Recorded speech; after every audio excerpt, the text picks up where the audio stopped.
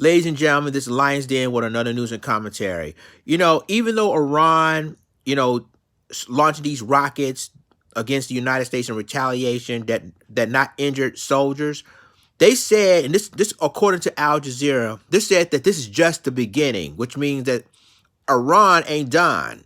They're planning on more attacks against the United States. So I'm going to go ahead and play this news clip from Al Jazeera, and I'm going to continue the rest of my commentary.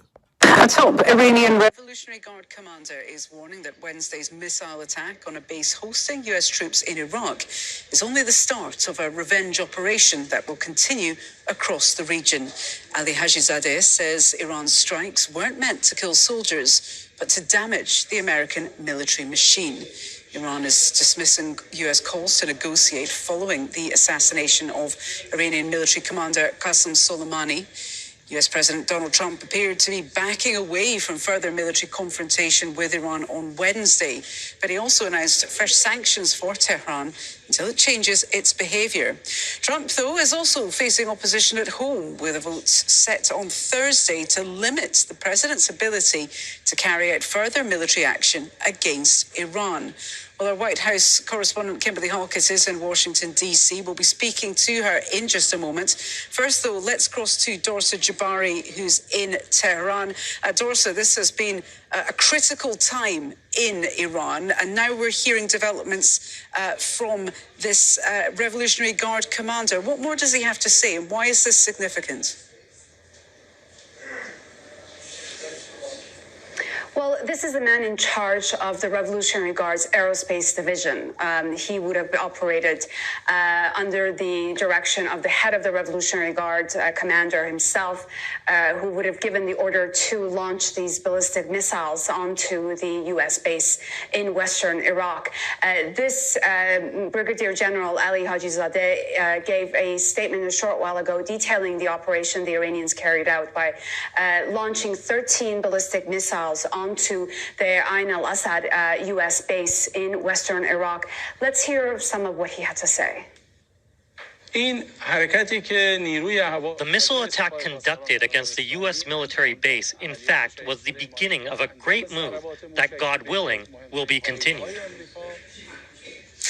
Well, Dorsa, we have been hearing lots of de-escalation, but what chance does diplomacy really have, particularly after comments like this? There's very little hope of any kind of rapprochement now, given the assassination of Qasem Soleimani and now these missiles that have been launched. What was important to note from the statement that we just received from the Revolutionary Guards is that Iran was not after harming or killing U.S. military personnel by this attack that they carried out. Their aim was to hit military equipment at this U.S. base, and that is what they did. And this general also said that the United States did not respond. The Iranians were expecting a immediate response, a military response from the Americans, but they did not do anything.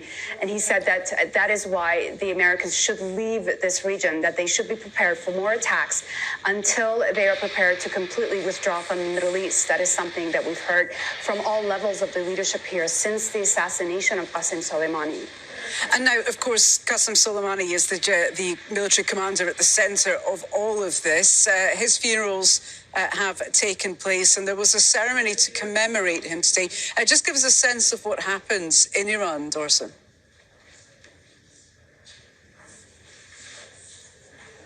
The official mourning period for Qasem Soleimani has ended, but the grieving period clearly has not. The supreme leader himself hosted a mourning ceremony in his own compound in Tehran, where we saw him accompanied by the highest levels of government, the President Hassan Rouhani, alongside the head of the country's judiciary, and the man who has been replaced Qasem Soleimani as head of the Quds Force, Ismail Qani, was sitting next to the supreme leader directly next to him on his left.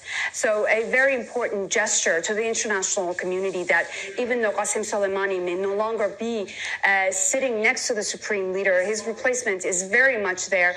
And he himself, Ghani, issued a statement saying that his work will carry on the same path as that of Qasem Soleimani. So there's a mood here that the mourning period has officially ended, but the grief that the nation feels for this general that is no longer with them continues. And this is why many analysts here believe that this is something the Iranians will not let go. The assassination of Qasem Soleimani has really altered the course of history, not only in Iran, but in this entire region. And that is why any kind of dialogue with the United States now is seen as completely out of the question in the foreseeable future. Okay, Dorsa Jabari, thank you so much for bringing us up to date from the Iranian capital. So, ladies and gentlemen, there you have it. We heard about yesterday that Donald Trump claims that everything was successful, good, whatever. There will be they're working on de-escalation. But with the Iranian side, they said no de-escalation, no negotiation. They said that the last draw was when they killed their general, Qasem Soleimani.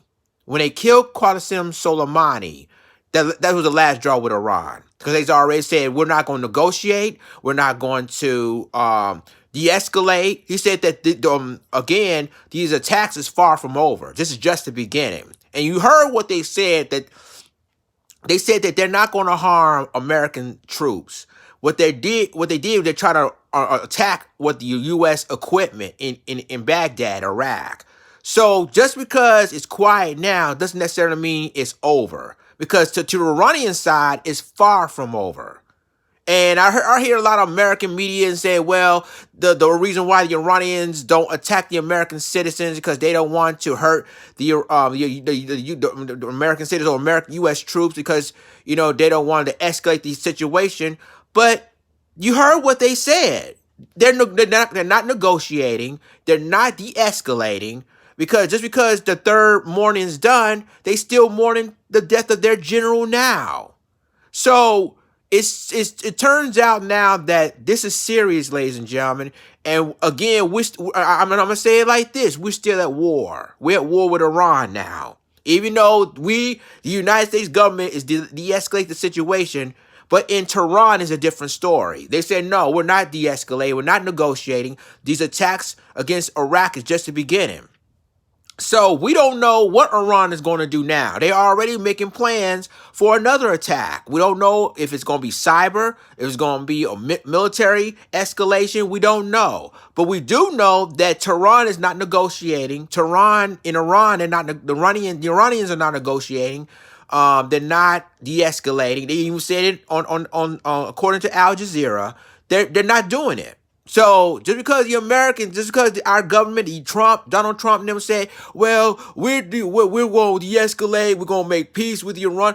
They said no. They said they're going to. You heard what they said. They said that they're going to continue attacking our military and to continue attacking us until we leave Iraq. So there you have it. So, ladies and gentlemen, tell me what you think. Like, click, subscribe, and remember to click the notification bell for all news and commentary. And with that being said, then Lions Den signing off. Deuces.